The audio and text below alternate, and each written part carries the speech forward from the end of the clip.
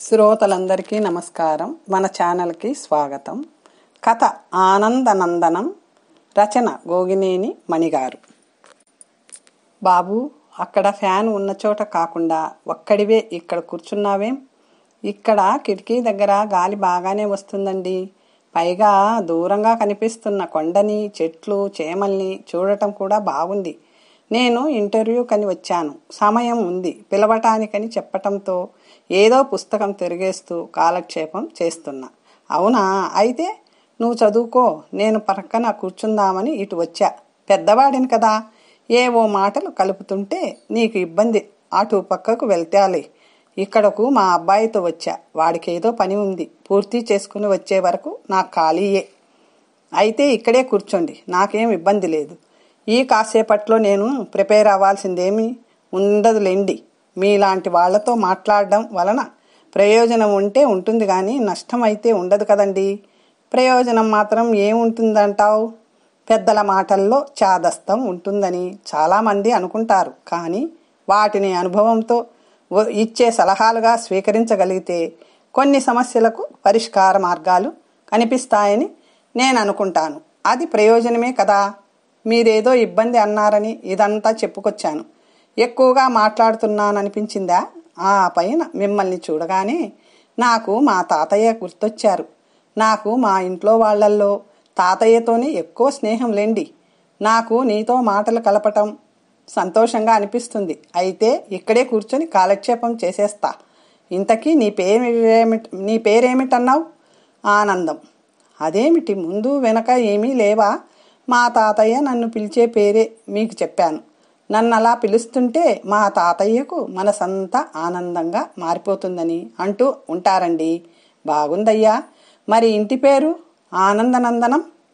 ఇలాంటి సర్నేమ్ ఉంటుందని నాకు తెలియదు. అది సర్నేమ్ కాదండి. మేం మా ఊళ్ళో కొత్తగా కట్టించుకున్న ఇంటికి పెట్టుకున్న పేరది. గేటుకి ఒక ప్రక్క ఉన్న ఈ పేరు రాసి ఉంటుంది. ఇక 2 ప్రహరీ గోడల మీద బొమ్మలు కూడా వేయించాం. స్త్రీ పురుషుల సమానత్వం గురించి తెలియజేసేలా ఇంటి పనులు, పొలం పనులు, దృశ్యాలు, పండుగ సంబరాలు, విద్య గురించి బోధించే బొమ్మలు ఇలాంటివి మా ఊళ్ళో ఉండే భాస్కరం అనే ఆర్టిస్టు ఎంత బాగా వేశాడనుకుంటున్నారు. మా ఇంటి ముందు నుండి రోజు వెళ్లే వాళ్ళైనా సరే నిదానంగా అడుగులు వేస్తూ ఆగి ఆగి బొమ్మలు చూస్తూ వెళ్తుంటారండి. అదేమిటో మా ఇంటి ప్రసక్తి వస్తే నాకు ఉత్సాహం పొంగుకు వచ్చేస్తుంది. అది తెలుస్తుంది. ఇంతకీ మీ నాన్న ఏం చేస్తుంటారు? మా ఊళ్ళో వ్యవసాయమేనండి. మీ ఊళ్ళో ఎన్ని ఎకరాలున్నాయేం? అబ్బో, చాలానే ఉన్నాయి. నాకు లెక్క తెలియదండి. అన్ని ఎకరాలు ఉంటే మీ నాన్న ఒక్కరే సాగు చేయగలరా? కౌలుకిచ్చేశారా? మా నాన్నే ఎందుకు చేస్తారు? మా ఊరి వాళ్ళందరూ ఎవరివి వారే సాగు చేసుకుంటారు. భలేవాడివే, మీకు అని అడగలేదని అందరివి కలిపి చెప్తావా? మా ఊరు అని అనుకుంటాం కాబట్టి ఊళ్ళో ఉన్నవన్నీ మా అందరివి అని నా ఉద్దేశం కూడాలేండి. ఇక మాకు ప్రత్యేకంగా మాత్రం ఓ 3 ఎకరాలు ఉన్నాయండి. అంతేనా? అయితే ఆర్థిక ఇబ్బందులు ఎక్కువే ఉంటాయిగా. ఎక్కువ ఎకరాలు ఉన్నవాళ్లే సరిగా పండక అంటూ ఇబ్బందులు చెబుతుంటారు. అదేం లేదండి, మేం భాగ్యవంతులమే. అవునా? అంటే ఇతరత్ర వ్యాపారాలు ఏమైనా? అవేం లేవండి. మా ఇంట్లో అందరం ఆరోగ్యవంతులమే. ఆరోగ్యమే మహాభాగ్యం అన్నారు కదండి. మా తాతయ్యకి దగ్గర 80 ఏళ్లున్నా మా నాన్నతో సమానంగా నడుస్తూ పొలానికి బయలుదేరుతాడు. అక్కడ ఒడ్డున కూర్చోమన్నా వినకుండా పొలంలోకి దిగుతాడు. అంతేనా? చుట్టుపక్కల వాళ్ల పొలాలకి తిరుగుతూ ఏవేవో సలహాలు ఇస్తుంటాడు. మా నాన్నమ్మ కూడా అంతేనండి. క్షణం తీరిగ్గా కూర్చోదు. అమ్మతో కలిసి రోజంతా కోళ్ళు, పశువులు పెంపకం పనులు చూస్తూనే ఉంటుంది. పాపం, అందరూ బాగా కష్టపడతారా అన్నమాట. లేకపోతే ఈ రోజుల్లో ఇల్లు గడవటం కష్టమే అవుతుంది. మరి పాపం అనే మాట ఇక్కడ కరెక్ట్ కాదండి. ఇష్టపూర్వకంగా చేసే కష్టం వల్ల ఆనందమే తప్ప ప్రయాస ఏమీ ఉండదండి. కష్టపడి పనిచేసి కడుపు నిండా తిని కంటి నిండా నిద్రపోగలగటానికి మించిన ఆనందం లేదని తాతయ్య చెబుతుంటారు. నిజమే కదండి. తాతయ్య ఇంకో మాట కూడా అంటూ ఉంటారు. ఉత్సాహంతో పనిచేసేవారి అరిచేతిలోని ఆనందానికి చిరునామా దొరుకుతుందని.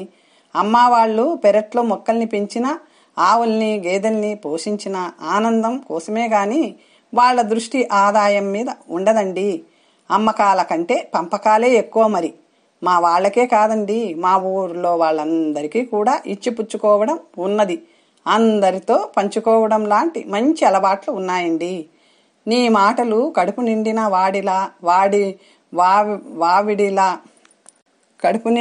వాడిలా ఉన్నాయి. మరి నువ్వు మీ ఇంట్లో వాళ్లతో పాటు కష్టపడి వ్యవసాయం ఏదో చేసుకోక ఉద్యోగం కోసం ఈ ఇంటర్వ్యూకి ఎందుకు వచ్చావయ్యా? అందరూ ఒకే పని చేస్తే ఎలా?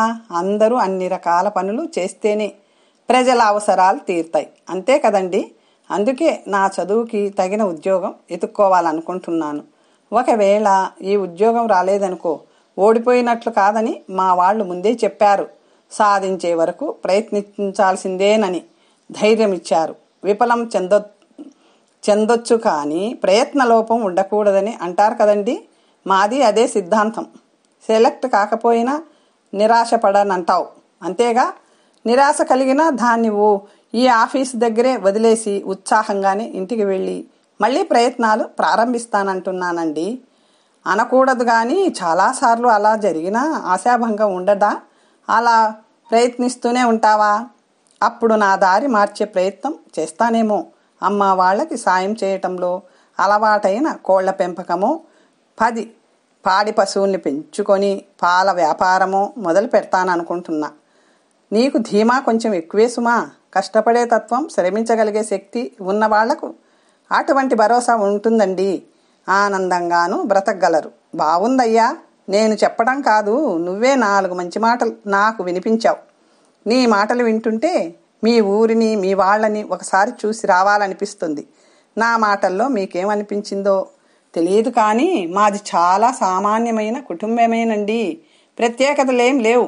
అయితే మీరు వచ్చారంటే మాత్రం మా వాళ్ళ ఆనందంతో ఉక్కిరిబిక్కిరి అయిపోయి మిమ్మల్ని అభిమానంతో 4 రోజులు కదలనివ్వకుండా కట్టిపడేస్తారనుకోండి.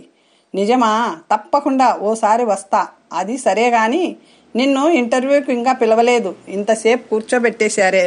యజమానులనేవాళ్ళు ఇంతే అహం ఎక్కువ ఉంటుంది. అయ్యో, అలా అనుకోవటం దేనికిలేండి. నేను ఇదే పని మీద వచ్చాను కాబట్టి కాసేపు వేచి ఉండటంలో ఇబ్బంది ఏం ఉండదు. ఇంత పెద్ద ఫ్యాక్టరీ నడుపుతున్న వాళ్ళకి చాలా పనులే ఉంటాయిగా. అయినా ఇక్కడ చాలా మర్యాదగా ఒక కూపన్ ఇచ్చి ఆలస్యం అయి ఆకలి వేస్తే క్యాంటీన్లో టిఫను భోజనమో చెయ్యొచ్చని చెప్పారు. అర్థమైంది. నువ్వు ఎవరిలోనైనా ఏ పనిలోనైనా ముందుగా మంచిని మాత్రమే ఎంచి చూసే రకమని. మీరు మీ అబ్బాయి కోసం ఎదురు చూస్తూ కూర్చుని ఉన్నారు. మీరేమీ అనుకోకపోతే నా దగ్గరున్న కూపన్ తీసుకుని క్యాంటీన్లో ఏదైనా కొంచెం టిఫిన్ తిని రండి. అదేమిటి, ఆలస్యం అవుతుందేమోనని నీకిచ్చారు. నీకు అవసరం అవుతుందిగా. నాకు సాయంకాలం వరకు ఆకలి వేయదండి. ఇంట్లో అంతా సుష్టుగా తిని వచ్చా. అంటే ఎన్ని రకాల వంటకాలు చేసి పెట్టారేం మీ ఇంట్లో? ఆదరవులు ఎక్కువ ఉంటే సుష్టుగా తినగలుగుతామనుకోవటం నిజం కాదు కదండి. మన కోసం ఇష్టంగా చేసి ఆప్యాయంగా వడ్డించే వాళ్ళని బట్టే అన్నం రుచి పెరుగుతుందంటారు. నిజమే. అందుకేగా ఎవరికైనా అమ్మ చేతి వంట తర్వాతనే మరేదైనా అనిపిస్తుంది. నిజానికి నేను ఇవాళ పప్పు పచ్చడితోనే ముగించేశా. హడావిడిగా కూర చేస్తే ముట్టుకోనే లేదు అని నాన్నమ్మ సనుగుతూనే ఉంది. సాయంకాలం వచ్చాక తింటాలే అని నాన్నమ్మ నొచ్చుకోకుండా నచ్చజెప్పి హడావిడిగా వచ్చేశా. అయినా నీ కూపన్ నాకు ఎందుకులే అవసరం. అయితే డబ్బు ఇచ్చే తింటా. నా దగ్గర డబ్బులు లేవని అనిపించిందా నీకు? అదేం కాదండి, పెద్దవారు కదా. ఈ పరిచయంతో కలిసి కాఫీ తాగుదాం అని పిలవలేనుగా. అందుకే కేవలం గౌరవంతో మర్యాద కోసమని. అంతేనండి. మీ ఇంటికే వస్తానన్నాగా, అప్పుడు కడుపు నిండా తింటాలే. అంతకన్నా ఆనందం ఇంకేముంటుంది? తప్పకుండా రావాలి. అడ్రస్ చెప్పమంటారా? వద్దులే, నా దగ్గర ఉంది. నా అడ్రస్ మీకెలా తెలుసు? నీ పేరు నందకిషోర్ అయితే మీ తాతయ్య పిలిచే పేరంటూ ఆనందం అని ఎలా చెప్పావో నేను అలానే కొంత నిజం కొంత కల్పన కలిపి నా గురించి చెప్పాను. మా అబ్బాయితో ఈ ఆఫీసుకి వచ్చింది వాడికి ఇంటర్వ్యూలో సాయం చేద్దామని. ఈ ఫ్యాక్టరీ మాదేలే. వాడితో కలిసి ఆఫీస్ రూమ్లోకి వెళ్తుంటే అందరికీ దూరంగా కూర్చున్న నువ్వు ప్రత్యేకంగా కనిపించావు. నాకే ఈ ఆలోచన సొంతంగా వచ్చిందో లేక ఎక్కడైనా చదివిన లేక చూసిన ఇటువంటి సంగతి ప్రభావం ఉందో తెలియదు, కానీ నిన్ను ఇదిగో ఇలా ఇంటర్వ్యూ చేసి సెలెక్ట్ చేసేశాను. మీరు చెప్పింది నాకు ఇంకా అయోమయంగా ఆశ్చర్యంగా ఉందండి. నా గురించి ఒక్క మెతుకు పట్టుకొని చూసి అన్నం ఉడికిందో లేదో తెలుసుకున్నట్లు ఈ 4 మాటల ద్వారా నీ గురించి బాగానే తెలుసుకున్నానని అనుకుంటున్నాను. ఏ పనిని అయినా నిజాయితీగా కష్టపడి ఇష్టంగా చేసే తత్వం నీదనిపించింది. నువ్వు ఈ ఆఫీసులో ఉంటే నీ చుట్టుపక్కల ఉన్న వాళ్ళకి ఉల్లాసాన్ని ఉత్తేజాన్ని కలిగిస్తూ పని చేయించగలవు. మీ ఇల్లే కాదు, నీ వల్ల ఈ ఆఫీస్ కూడా ఆనందనందనంగా మారుతుందని భావిస్తూ నీ విద్యా అర్హతలకు అదనంగా నీ వ్యక్తిత్వానికే ఎక్కువ మార్కులు వేశాను.